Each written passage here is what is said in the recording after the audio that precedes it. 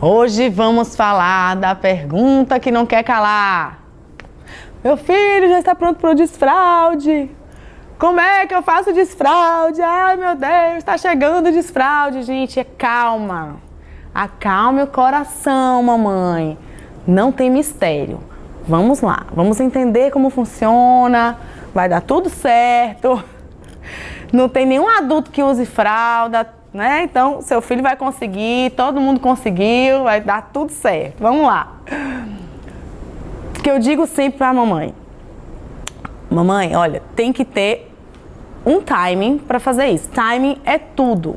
Como assim, doutora? Porque às vezes temos algumas famílias mais ansiosas que querem que o filho comece a desfraldar com 1 ano e pouco de idade. Aí começa. Não adianta. Salvo raríssimas exceções, os esfíncteres, o esfíncter tanto anal quanto o urogenital aqui da criança, ele começa a amadurecer mais por volta dos 2 aninhos de idade. Então, daria muito mais trabalho, levaria muito mais tempo, sem necessidade. Se você começasse a tentar desfraldar seu filho muito antes desse período. Porque a gente tem que usar a anatomia, a fisiologia a nosso favor. A gente sabe que esses esfíncteres, os esfíncteres, eles são válvulas musculares que interrompem ou liberam o cocô, o xixi.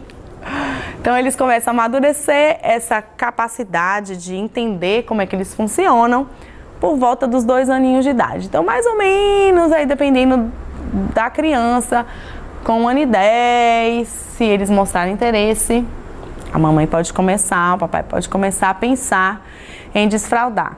Por outro lado, temos aqueles pais que acham também que tudo é seu tempo, a criança tem seu tempo, ele vai fazer quando ele quiser, vai desfraldar quando quiser. Não é bem assim.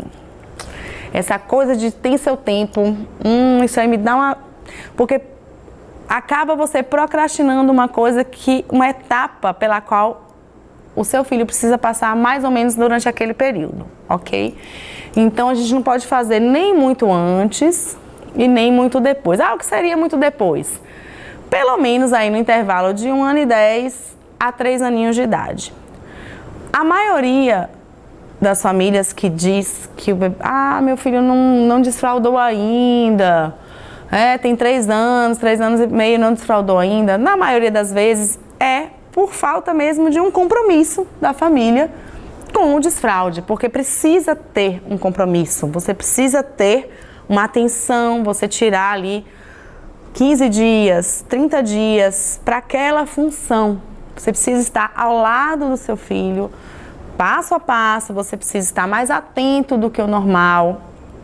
Isso demanda tempo, dedicação, paciência e muitas vezes o que acontece na correria do dia a dia, a gente vai deixando e aquilo ali vai passando e a criança vai ficando maior e às vezes começa até a ficar difícil de desfraldar porque o apego é maior, ela já tem mais dificuldade de não consegui até agora, já tem um receio, já fica com um pouquinho de falta de confiança e pode ser pior se a gente atrasar demais. Então essa coisa meio de que tem seu tempo e não é verdade.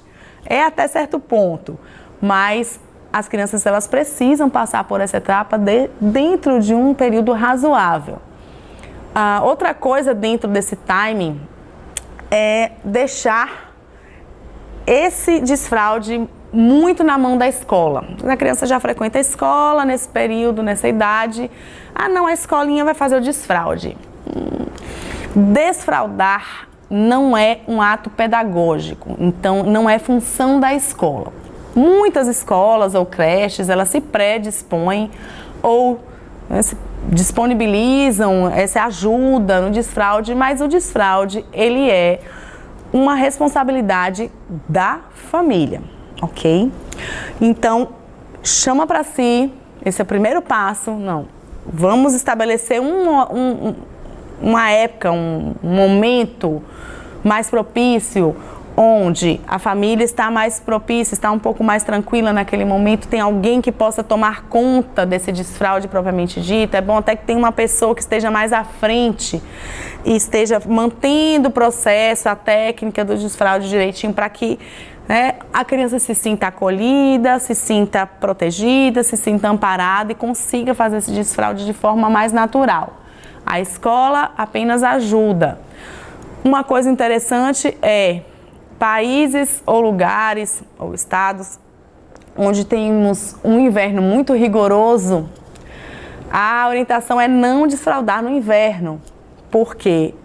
Mesmo que o seu bebê ou sua criança esteja neste período que eu falei de 1 ano e 10 meses, mais ou menos até 3 anos, o período de inverno rigoroso, nesse período é muito difícil você desfraldar, porque imagina, você coloca várias camadas de roupa na criança, né? Em cima da fralda. Aí vem em cima da fralda, vem a calcinha, a cueca, depois vem uma malha, depois vem uma calça, aí vem um moletom, vem um casaco.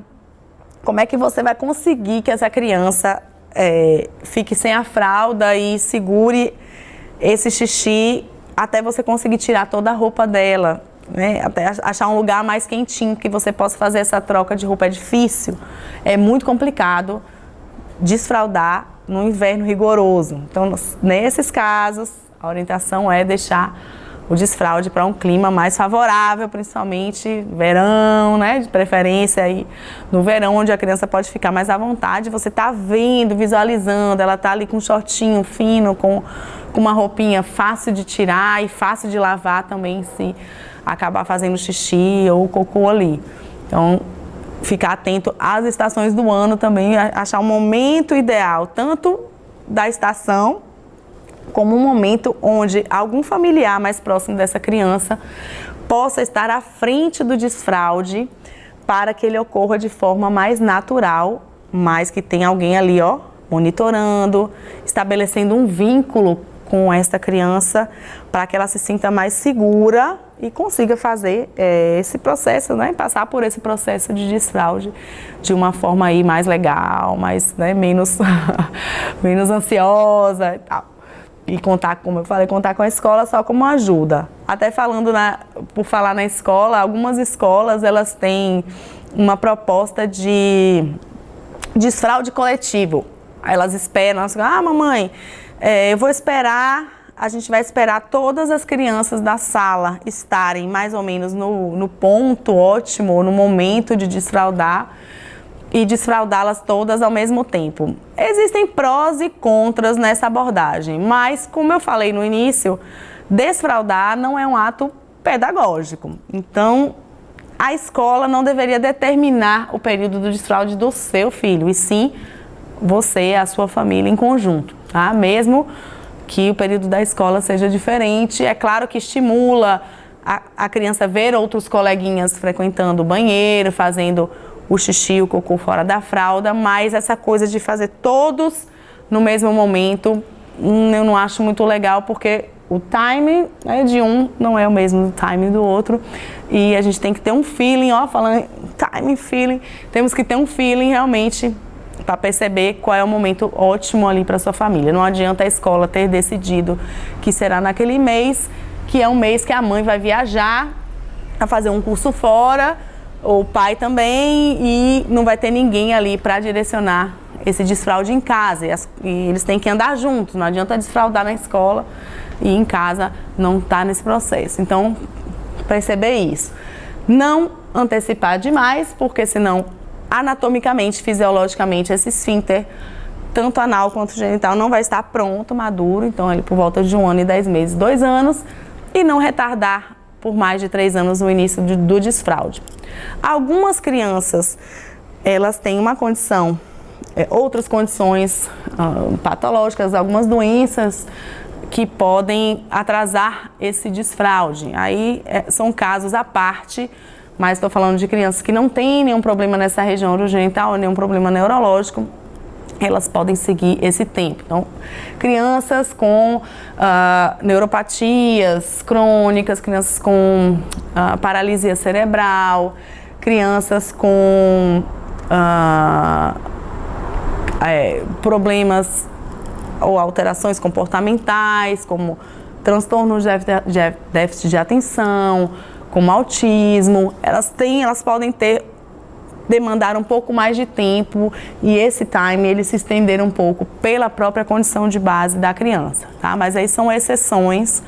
Estou falando da maioria das crianças que não têm condições que impeçam elas de fazerem esse desfraude nesse período que eu estou falando, ok?